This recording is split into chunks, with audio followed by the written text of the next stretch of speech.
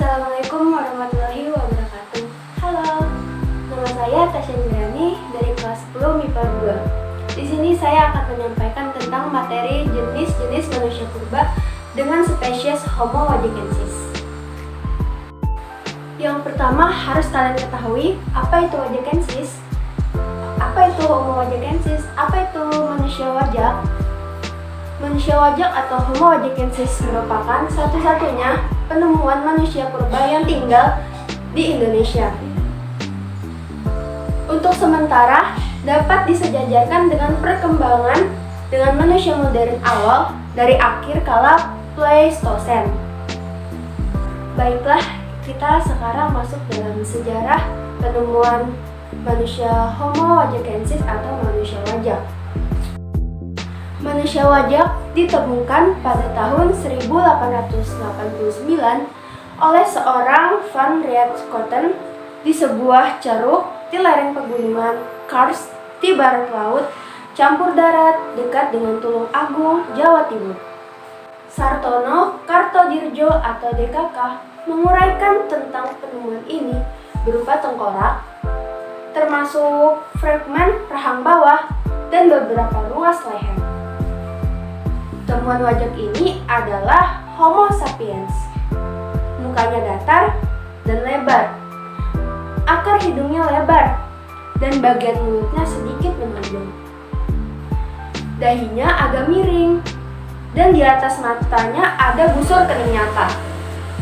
Penemuan tengkorak ini diperkirakan milik seorang perempuan berusia 30 tahun dan mempunyai volume otak sekitar 1630 cc. Wajak kedua ditemukan oleh Eugen Dubois pada tahun 1890 di tempat penemuan yang sama. Temuan berupa fragmen-fragmen tulang tengkorak, rahang atas dan rahang bawah, serta tulang paha dan tulang kering. Pada tengkorak ini, terlihat juga busur kening yang nyata. Langit-langitnya juga dalam, rahang bawah besar dengan gigi-gigi yang besar pula. Kalau menutup, gigi muka atas mengenai gigi muka bawah. Dari tulang pahanya, dapat diketahui bahwa tinggi tubuhnya kira-kira 173 cm. Dengan demikian, dapat dikatakan bahwa manusia wajak bertubuh tinggi dengan isi tengkorak yang besar. Wajak sudah termasuk ke dalam Homo sapiens. Jadi sangat berbeda ciri-cirinya dengan Pithecanthropus. Manusia wajak mempunyai ciri-ciri baik mongoloid maupun australmelanosoid. Diperkirakan dari manusia wajak inilah subras Melayu Indonesia turut pula berevolusi menjadi ras Australmelanosoid sekarang. Hal itu dapat dilihat dari ciri tengkoraknya yang sedang atau agak lonjong, bentuknya agak persegi, di tengah-tengah atap tengkoraknya dari muka ke belakang. Muka cenderung lebih mongoloid oleh karena sangat datar dan pipinya sangat menonjol ke samping. Beberapa ciri lain juga memperlihatkan ciri-ciri kedua ras tersebut.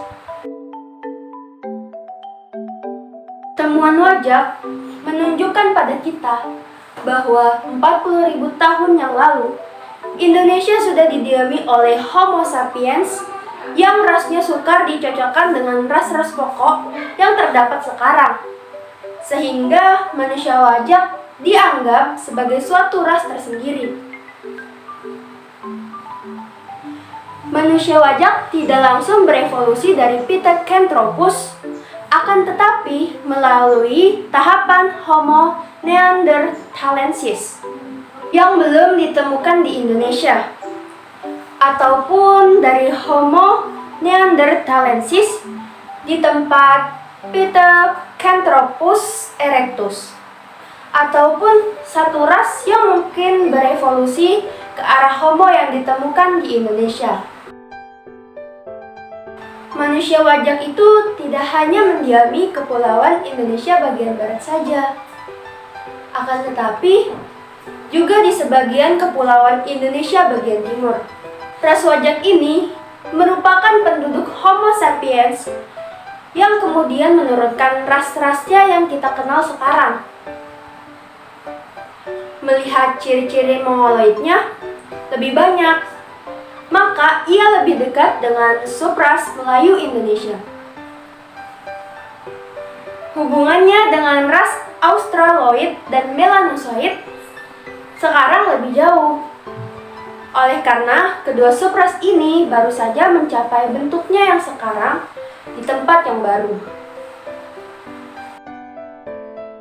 Sekarang kita masuk ke dalam ciri-ciri Homo wajakensis. Nah, setelah tadi saya sampaikan sejarahnya, saya akan menyebutkan tentang ciri-cirinya. Yaitu yang pertama ada mempunyai suatu tinggi sekitar 1,30 sampai dengan 2,10 meter. Yang kedua, ada tulang dahi yang panjang. Yang ketiga, terdapat bentuk pipi yang menonjol ke samping. Yang kelima, mempunyai kapasitas volume otak sekitar 1350 cc sampai dengan 1450 cc.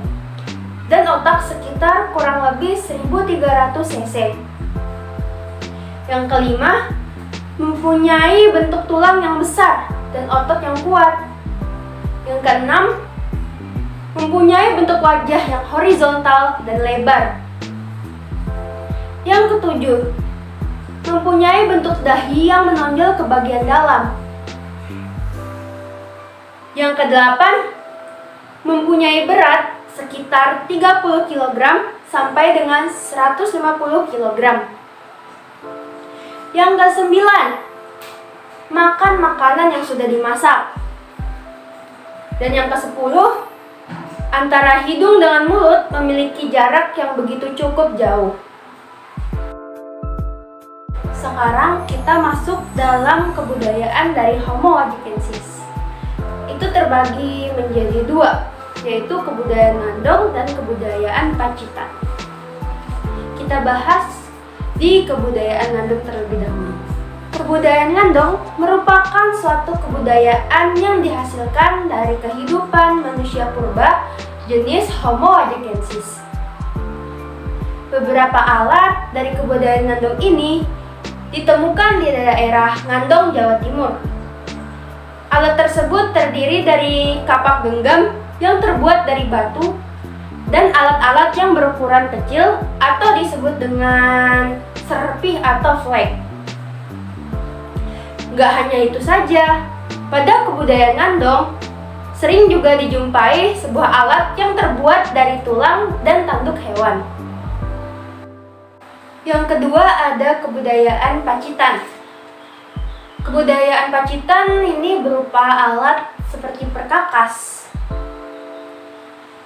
Perkakas ini dijumpai oleh seorang ahli arkeologi bernama Von Koningswald sekitar tahun 1935 di pesisir Danau Baksoko, Desa Punung, Pacitan, Jawa Timur.